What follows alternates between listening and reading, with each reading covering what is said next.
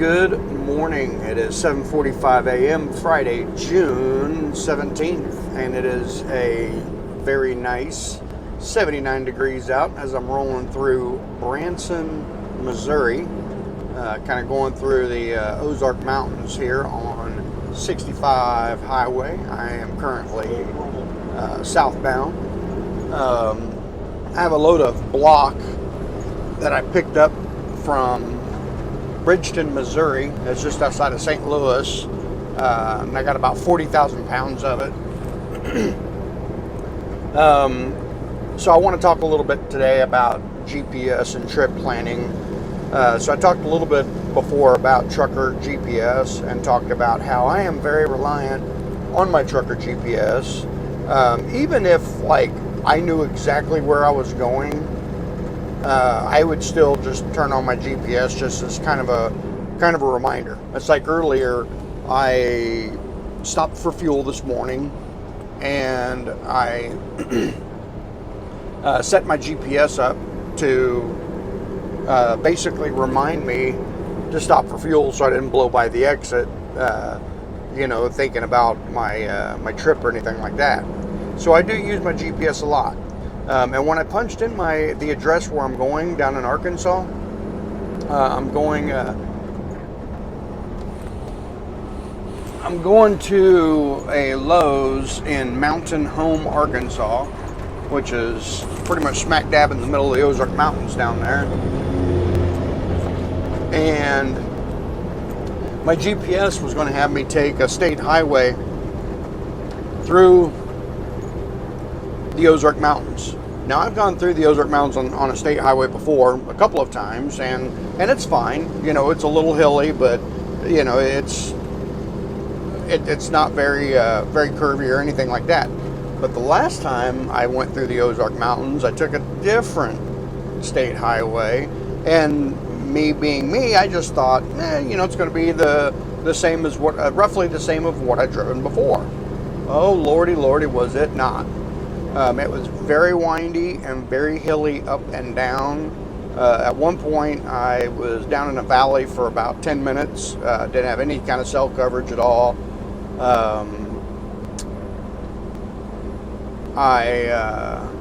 There were lots of curves, lots of tight curves. There was a hairpin curve. There were sometimes when my left rear trailer tires was over the line as I'm going around these curves, and this was just a 2-lane road. It wasn't like this 4-lane highway that I'm on right now. And I also came upon an 11% grade. Now, that was the biggest grade by far that I've ever driven. I've driven 8%, I think maybe 9%, like around in the Rockies and the Appalachians and all that. But they were all pretty straight and didn't have the curves and the hairpin turns and everything like this other highway did that I drove through. And man, I tell you what, when I saw the sign for the 11% grade and saw the brake check area, which is where we pull over to check our brakes, I definitely gave my brakes a rest because I was using them a lot more than what I normally would going down a mountain. See, the thing is, I was using my engine brake and engine speed to control my descents just like normal, but there were so many tight curves and hairpin turns that I would have to use my brakes a little bit. Like this road here that I'm on now, I don't think I've touched my brakes since I've been on it. I'm doing my ascent now, which I'll slow down to about 45 miles per hour, dragging this load up the mountain, and then when I descend, I will use speed control and my engine brake to control my descent. Well, on that road, I'd be traveling 25-30 miles an hour down the side of a mountain and come upon a very tight curve and have to use my brakes to slow down a lot more than what I was doing. And there were a lot of curves. I mean, a lot. So that's why I gave them brakes arrest. But anyway, so I went that way because that's the way my GPS had told me to go. And I knew I was going to be driving through the Ozark Mountains, but I thought it would be more like some of the other state highways I've driven through the Ozark Mountains, and they were pretty straight. They weren't as up and down as this one was, and definitely didn't have the hairpin turns. Well, now I know better. So when I went to trip plan or use my GPS, I guess, to get me down to where I'm going now, it was going to take me down a state highway southbound through the Ozark Mountains, and I saw that it was pretty curvy and everything, and figured, I'm not familiar with that road because I've never driven it, and I better probably look at finding an alternate route, which led me to the route that I'm on. I'm very familiar with US Highway 65. That's going to take me to 412, and then I'll take 412 a little bit to the east to my destination. It's taking me, a little bit out of my way by about 30 or 40 miles, but realistically, I don't think the time is any different because I'm able to keep my speed up going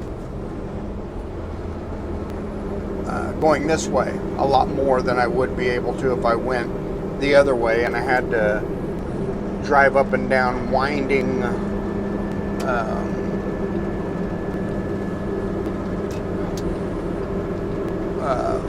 mountain roads. But anyway, I was trying to get over for that car that pulled out in front of me there, but they went ahead and pulled into the left lane. Probably should have known that's what they're going to do, but I'm a very courteous driver, and I've had all kinds of people be very courteous to me. So,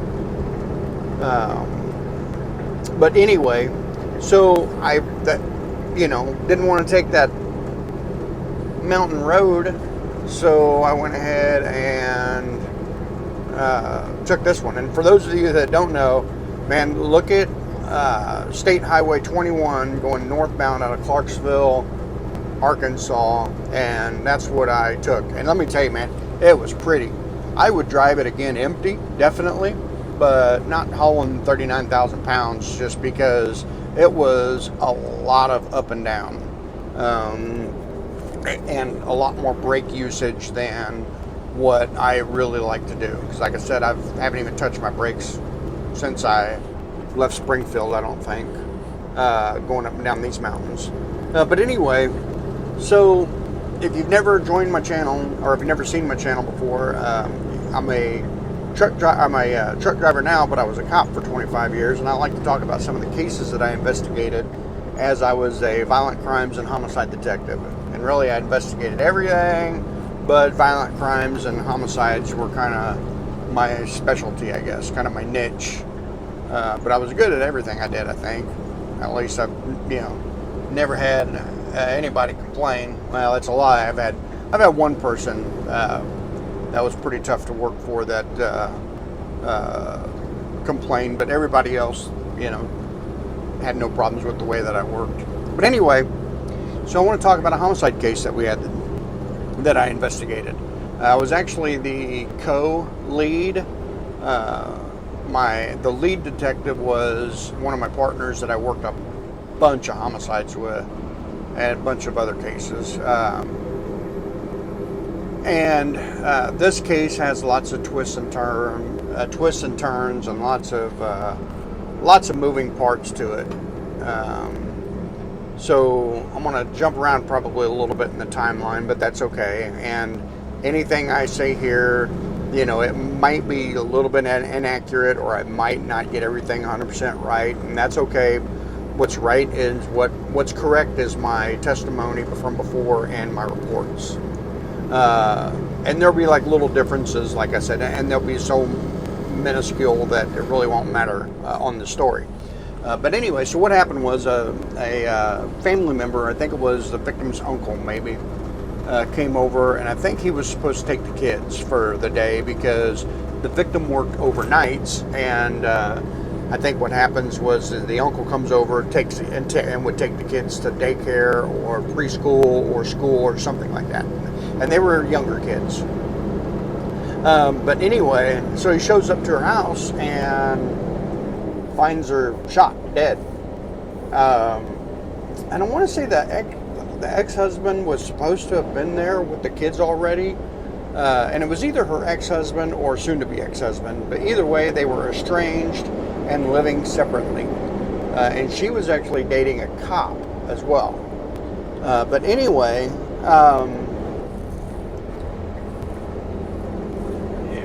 just the way the whole thing went down was a little odd, as far as the husband not being there or the kids not being there, and the husband showing up at the time that he did. Because it was almost like, he waited for the uncle to show up before he got there. But anyway, so we started looking at the ex-husband, or soon-to-be ex-husband. I'll call him ex-husband from now on. But anyway, we started looking at him as a suspect almost immediately. It was very quickly that we started looking at him as a suspect. We had learned that his brother had just come up from Texas and brought their mother with him. And the mother stayed behind and the brother went back to Texas. And it was literally like a drive up, a drop off, and then a drive back to Texas. We found that to be pretty weird. So one of my tasks was get in contact with the brother and see if I could talk him into coming back. I make phone contact with him, and he's not very far away. And I'm telling him that, hey, your brother's ex-wife was just found dead, and we'd like to talk to you about that, and because your brother is a suspect. And we know that you were just with your brother. Well, he didn't want anything to do with that. Didn't want to come back or anything. And I just found it odd, because if my brother was a suspect in a murder and I knew that my brother was innocent, I would turn around and come back. And I just felt that was a little odd. So with everything that we knew, and I had a pretty extensive conversation with the brother over the phone, trying to talk him into coming back, and he just wouldn't come back. And he was very hesitant, I guess, to talk to me. The guy could have said, hey, we stayed all night in my brother's apartment and played video games, but he just wouldn't give me much information at all. So after that conversation ended, and I was unsuccessful of getting him to come back, my partner said that he was going to apply for a search warrant for the triangulation of the brother's phone. And I remember people telling my partner that, oh, you're not going to be able to get that search warrant. Well, here's the deal. My partner was probably, I would say, honestly, definitely the best homicide detective I've ever worked with and I've ever personally known. And to be honest with you, I would probably just put him in a whole separate class. Okay, I was good, but that dude was fantastic. Like, if anything ever happened to me or any of my family members, that's who I would want to investigate my homicides. And I don't remember exactly what the numbers were, but on average, the national solve average was like 35%, something like that, for homicides. His average was in the 80s and 90s. Okay, so that's how good he was, and he was, and our department was higher than the national average on solvability as well. But he was definitely why. Him and his former partner, both of them are just very good. But anyway, so he gets the search warrant to triangulate the brother's phone, and what we want to do is we want to get him stopped down, whenever we can. Well, he actually ends up getting stopped almost all the way home. And there was other reasons to actually get him stopped and interviewed, and basically, like, at this point, you know, he could definitely be stopped and a cursory investigation be conducted. And we worked with the Texas Rangers and local law enforcement in Texas to get him stopped. Well, when they got him stopped, we found out something that we had no clue. He had a friend with him. And, like, there was absolutely no mention of the friend whatsoever anywhere. And so he had a friend with him that come up. So it was brother, mother, and brother's friend. And the friend was friends with both brothers. So, and I guess almost immediately the friend starts spilling the beans about what happened. And it was, they actually developed enough evidence, or they discovered enough evidence to detain them, transport them to their police station down in Texas, and a couple of our detectives flew down to Texas to talk to them. And basically, from what I understand, there was some confession. It wasn't like 100% confession, but we ended up discovering that all three of them, the two brothers and the friend, were waiting for the victim inside the victim's house, and they had staged the victim's house to look like a burglary, and that the ex-husband shot the victim when she came in, and then they left. So we definitely had enough to keep the husband in custody, and the brother and the friend down there in custody as well. We ended up, so during the investigation, we would have meetings about things that we would like to see done during the investigation, and we would start farming out different tasks to different detectives and officers. And me being co-lead, I had a lot on my plate, as well as my partner. So I wanted somebody to go look for video cameras.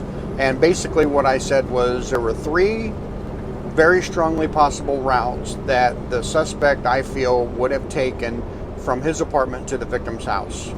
And I wanted somebody to drive all 3 routes, and I wanted them to look for video cameras pointing towards the street, whether that be doorbell cameras, surveillance cameras on people's homes, ATM cameras, gas pump cameras, all that. You know, I said, I really want people to just do more than just drive down the road and just kind of, you know, at 30 miles an hour and just kind of briefly look. I want people to actually study the routes as they're driving, maybe have somebody ride with them, so that way they can focus more on driving and somebody can be on the search for cameras in the area. Because what I wanted to do was see if we could get his car driving through that area. Well, we come in for a meeting the next day. I asked about this, and one of the lieutenants involved said, yeah, we're going to get somebody on that. Okay. So we had another meeting later. I asked about the cameras again. Well, we're going to get somebody on it. And I told him, I said, look, this is extremely important. It needs to be taken care of. I said, I've got a full plate. I've got interviews to do. I've got paperwork to get done, so that way we can request charges from the DA's office. And I just needed somebody to do this. Well, the next day after that, I went and got some lunch, and I said, you know what? I've got an extra few minutes. I'm going to do this. So I'm going to do this by myself. That I'm going to go look for cameras. And what I did was I went to the victim's house and then was going to backtrack the route that I think the suspect may have taken to his apartment. Like I said, there are 3 possible routes. Man, I found a camera a half a block away. And I was so mad because they kept putting this off, and I found a camera pointed at the street a half a block away from the victim's house. maybe not even a half a block. I mean, it was definitely in the next block, but it was very close. Like the victim lived mid-block, and I want to say the camera was just on the other side of the street at the end of her block. So yeah, maybe about a half a block. So I approached the house, and I tell the homeowner, I'm like, hey, I see the video cameras, and I would like to see if I can look at the footage. And he literally goes, yeah, I was wondering if you guys were ever going to come talk to me. And my thought was, if you got cameras and we're investigating a homicide about four or five houses down from yours, and you have cameras, why not call and say, hey, I got cameras? But anyway, so he gave me the footage of his cameras, and that ended up being the only cameras that I found. And it just so happens his camera looked the opposite way. And I mean, it was so close that had it been turned, so it looked northbound down the street, like it was on the corner of his house, and it was angled northbound to show vehicles traveling north and south from his house. Well, had it been pointed southbound, it was so close you could have seen the victim's house. But in any case, his camera was pointed northbound, and oh man, did it have some good information. It was some good video. So I get the footage, and I'm starting to review it, and here I see what I believe to be the suspect's car driving away from the victim's house. And now, mind you, like I said, this literally there's about 4 or 5 houses between the camera house and the victim's house. But sure enough, I see the victim's car driving northbound. It was like 3 or 4 times. I mean, it might have been just 2, but it was definitely at least 2. I think 3 and maybe possibly 4 times at different times during the night and the early morning hours. We actually had possession of the victim's car because we had seized it and had kept it because we believed that he had used that as transportation for the homicide. And he was actually still locked up in jail, and we still had possession of the car in our impound lot. So what I did was I checked the car out of the impound lot, and then I drove it up and down that street a few times around the same time that the homicide would have happened, with about the same lighting conditions. And man, to be honest with you, knowing what I know, I would have no problem saying I believe that's 100% that's the car. There was even some kind of weird something a little off about one of the tail lights that you could even match up. Even the defense attorney, he told me, like, kind of in a side conversation that he had with me when he was talking to me about that evidence, he said, man, he says, you may not be able to say that it is the victim's car, but you could definitely say it's the same kind. And I said, yeah, that's definitely 100% accurate. And we used his cell phone triangulation to get the times that he would have been in his neighborhood. Because the way cell phone triangulation works is cell phone towers have a radius of what they pick up your signals. Now, when this was going on, I'm sure times have changed, technology's changed and all that, but when all this there was about a 2-mile radius around a cell phone tower. So you put that it would pick up the signals. Now you put the cell phone tower right in the middle of that circle, and then you divide it up into 3 pieces of pie. And so you're going to have a side A, a side B, and a side C. And your cell phone, if you're picking up from tower 210.068 side C, then it's going to show what part of the neighborhood that you're in. And like I said, it's going to cut that 2-mile radius into thirds. So it's actually going to be pretty small. So we used that to show that he was in the victim's neighborhood, and I want to say we even had him leaving his neighborhood and coming over to hers.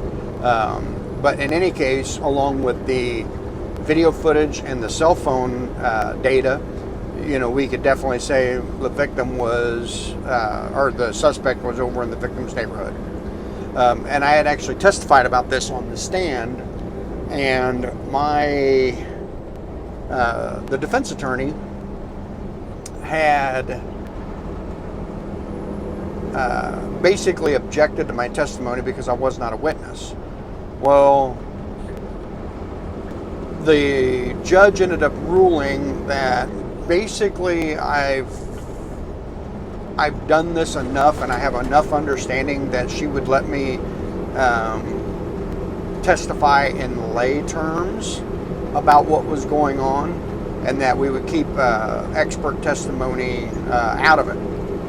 And so this actually got the attention of the FBI. Like the next day or 2 days later or whatever, I'm in roll call, and one of our FBI liaison officers says, "Hey, I need to talk to you after roll call."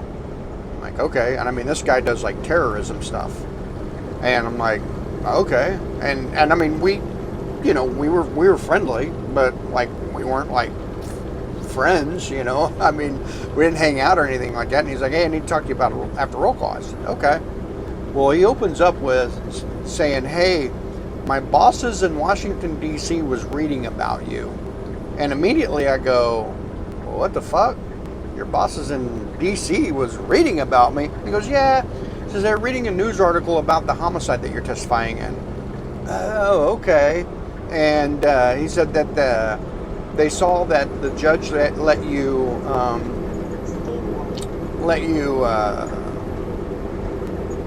testify in lay person terms about cell phone data and triangulation and all that, and linking it to your video. And they wanted to offer up, where they wanted to pass along that they were going to offer an expert. They were going to fly in an expert should this go to jury trial, or if you need further expert testimony. I was like, well, that's pretty freaking cool. You know, now granted, I mean, honestly, you know, we have officers that could testify as experts because that's what they do as part of their investigations. In fact, that's who I give my search warrant to, and they would actually map out all of the cell phone triangulations. But in any case, I thought it was pretty cool that the FBI was going to offer up an expert witness to talk about this stuff. So anyway, the guy ended up actually taking a plea deal out of this, and I have an opinion it was to keep his brother and friend and mother out of it, because it was getting pretty hairy. I remember when we found out that the victim had been dating the cop. So the video shows her come in from work, like she got off at, I don't know, it was something like 5 a.m. And it shows her coming in home from work at like 5:15. And the times might be off, but I mean, it was very close. I think it was within about 10 minutes, you see the cop she was dating come in, drive down the street from the north towards her house, and then within about 5 minutes, you see him drive out of the neighborhood back north. And to be honest with you, I think that he might have been sitting in her driveway while the suspects were still inside her house. I could never confirm that, but it was such a short time between seeing her drive down the road, seeing him drive down the road, and then drive back out of the neighborhood. such a short time. And of course, the suspect, the only times I ever saw him was driving, or saw his car was driving north out of the neighborhood. So he definitely took at least a couple of the routes that I thought was possible, because one of the routes was entering her neighborhood from the south, and the other one was entering her neighborhood from the north. But anyway, so yeah, that's that story. Like I said, there were just all kinds of moving parts to that one. And I mean, honestly, that's one of those. This is a case that I could probably talk about for an hour or more, just because there was just so much. And there's actually some kind of comedic instances during trials, which I'll tell you a little bit about one. So the suspect's family was, or especially his mom, her first language is Spanish, and she was mainly Spanish speaking. Like, she was more comfortable speaking in Spanish than she was in English. So we had people interpreting and translating for us. And we had hired a company, or I guess not we, but our supervision had hired a company to translate a lot of the interviews into text. And we had a Spanish-speaking officer. He got involved. He was a Mexican officer, and he got involved in the case by helping me interpret once or twice. Well, he happened to read a little bit about what was translated during the interviews, and he looked at it and said, "No, this is not. They've done this wrong." And he now got the pleasure of doing nothing for the next month, I think it was, going over everything and translating everything. And when he was testifying on the stand, the defense attorney literally was trying to question how he knows Spanish. And basically he was like, well, I was born and my parents and grandparents talked to me in Spanish, just like, your parents probably talked to you in English. And basically then she was like, so Spanish is your first language or something along those lines. And he says, yeah. And she was like, oh, so you're from Mexico? No, I'm from San Diego. But yeah, it was just kind of weird. He told me later about how the defense attorney literally is trying to question how he knows Spanish. And it was just kind of funny because, like I said, he's Mexican, and his parents and grandparents, that was their first language. But anyway, and his response as to how he knows Spanish was pretty hilarious. But anyway, so that's my story for today. Right now I am in Boone County, Arkansas, in Harrison. I'm going to make my left up here on 412, which is another good U.S. highway for going through the Ozark Mountains. It's going to be about what I drove like before. So anyway, so that's my story, man. I hope you guys find any of this entertaining, or if you want to have any discussions about what I talked about, feel free. Until next time, y'all have a good day.